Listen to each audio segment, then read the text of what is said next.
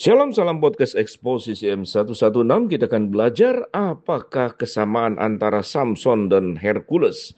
Dalam Alkitab, Samson dikenal karena kekuatan fisiknya yang luar biasa. Begitu pula dalam mitologi Romawi, Hercules juga dikenal sebagai Herakles dalam mitologi Yunani. Juga dikenal karena kekuatan fisiknya. Hal ini membuat beberapa orang bertanya-tanya, apakah mitos Hercules mempengaruhi kisah Samson dalam Alkitab? Tidak seperti dalam fiksi Hercules, kisah Simpson berakar pada sejarah nyata. Narasi Alkitab tentang kehidupan Simpson mencakup lokasi tertentu, praktek budaya, dan tokoh sejarah yang menempatkan Simpson dengan kuat dalam garis waktu sejarah Israel kuno. Alkitab berisi banyak cerita yang menunjukkan kekuatan Simpson. Misalnya dalam kitab Hakim-Hakim menceritakan bagaimana roh Tuhan berkuasa atas dia. Sehingga ia mencabik singa itu dengan tangan kosong. Hakim-Hakim 14 ayat yang ke-6.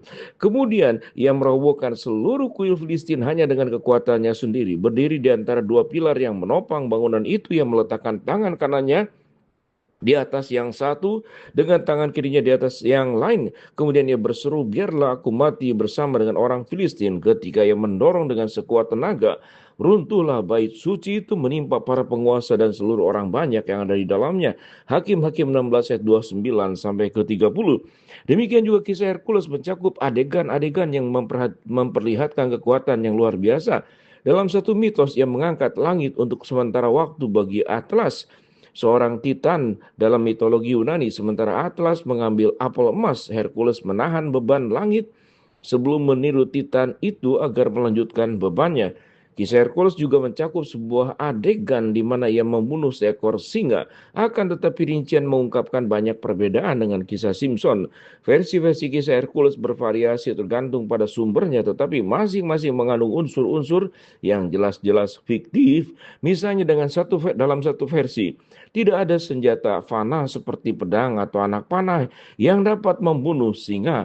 Dalam versi lain, singa itu adalah keturunan Tipon, sosok setengah manusia, setengah monster, dan Echidna, makhluk setengah wanita, setengah ular. Sebaliknya, Alkitab menampilkan Simpson sebagai tokoh sejarah, dan singa yang dilawannya adalah singa yang sebenarnya. Kata Ibrani dalam Perjanjian Baru menyebutkan Simpson bersama dengan tokoh-tokoh nyata lainnya dalam sejarah Israel. Ibrani 11 ayat 32.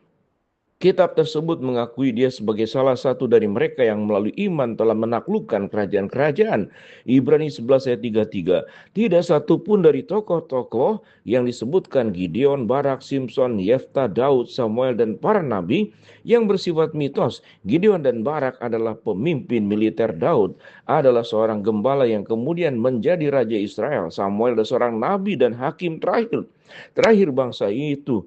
Lebih jauh lagi, kisah-kisah tentang Simpson dan Hercules berasal dari era yang berbeda. Kitab Hakim ditulis pada 300 tahun sebelum Ilat, Odyssey, karya Homer yang memuat mitos Hercules. Lebih jauh lagi, kisah Simpson mungkin telah diwariskan dari mulut ke mulut untuk waktu yang lama sebelum dituliskan. Ini berarti jarak antara kedua kisah ini lebih kurang 400 hingga 500 tahun. Tidak ada bukti bahwa Simpson diambil dari Hercules, dan meskipun secara kronologis mungkin kitab Hakim-Hakim mempengaruhi mitos-mitos Yunani dan Romawi, tidak ada catatan sejarah tentang hubungan langsung. Perbedaan lain antara Simpson dan Hercules terletak pada bagaimana kedua tokoh itu muncul di dunia.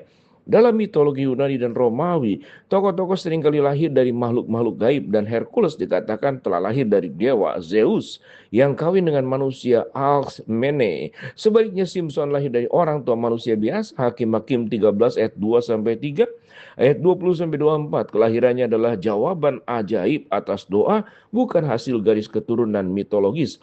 Akhirnya, tujuan dari kisah itu menekankan perbedaan antara Simpson dan Hercules.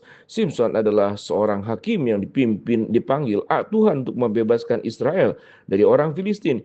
Hakim-Hakim 13 ayat yang kelima. Sebaliknya, kerja keras Hercules merupakan tindakan penebusan dosa atas kesalahan pribadinya. Pada akhirnya, kedua tokoh tersebut tampaknya hanya mirip. Banyaknya perbedaan, mereka menyoroti kontras antara mitos dan sejarah manusia yang sebenarnya. Shalom.